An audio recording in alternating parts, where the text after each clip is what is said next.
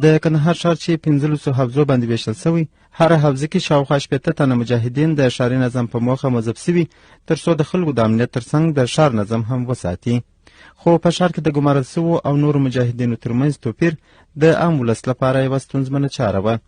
دې مشکل د کندهار امنیتي مسؤلین اړ کړل ترڅو د ټولو هغو مجاهدینو لپاره ځانګړی نظامي یونیفورم جوړ کړي چې د ښار په امنیتي حوزو کې د امنیت مکلفیت لري. د کندهار امنیه قومندان مولوي محمدي وایي تلاش کوي د ښار په څیر د ولسوالیو لپاره هم مجاهدینو ته ځانګړي لباسونه ورکړي ترڅو ولس د امنیتي پیښو د مخنیوي پر مهال د اړوند مجاهدینو سره همکاري وکړي. آینده کې خیال لرو د ټولو حوزو لپاره داسې یونیفورم برابرو چې هغه د ښاریانو لپاره د هوسایي سبب شي چې ملګري وپېژني، د ګزمې او د پیرې مجاهدین وپېژني.